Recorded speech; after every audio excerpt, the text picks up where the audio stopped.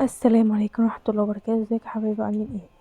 طبعا انا عيد ميلاد بابني كان يوم 30/12، بس طبعا انا ما نزلتلكوش الفيديو ده علشان خاطر انا كنت تعبانه شويه. فطبعا كنت ده السبب الرئيسي ان انا كنت بعد عن اليوتيوب وعنكم كلكم وحشتوني كتير كتير كتير.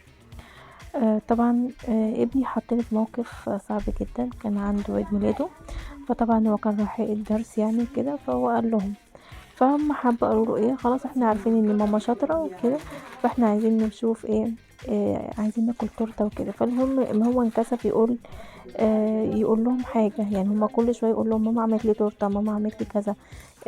فالمهم جه وهو طبعا زعلان جدا، ما هو عارف ان مفيش تورته.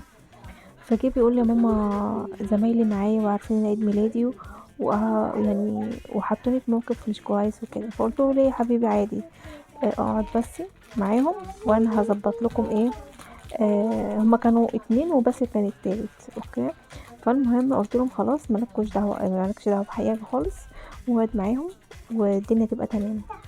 فالمهم فانا كان عندي كريمه، فانا بعت اسيل جابت لي 10 جنيه توينكس و10 جنيه هوز، وطبعا كان عندي شوكولات برضو، تمام.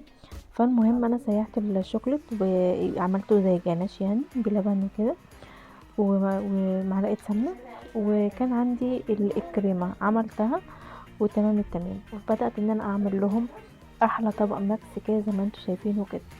بس بصراحه كان خطير، ومشيت ابن، يعني مشيت زمايل ابني فرحانين جدا. وطبعا مع يعني ايه، ما حسستش ابني ان هو ناقصه اي شيء خالص، بالعكس. انا ما عملتلكش تورته، بس انا عملت لك احلى من تورته وايه، ورفعت راسك وكده. فطبعا احنا عايزين تشوفوا معايا الفيديو. طبعا لو عجبكم ما تنسوش تعملوا لايك واشتراك وتعليق حلو كده منكم. وطبعا اسيبكم بقى كده ايه مع الموسيقى وشوفوا انا هعمل ايه. هو بصراحة هو مش مكلف. لو انتي مثلا في الشتاء قاعدة كده كده، قاعدة رومانسية يعني كده، انتي وجوزك مثلا بولادك، انتي ممكن تعملي الماكس ده، وطبعا هيعجبهم جدا جدا. طبعا لو بنتك مخطوبة هتعملي برضو طبقين حلوين كده.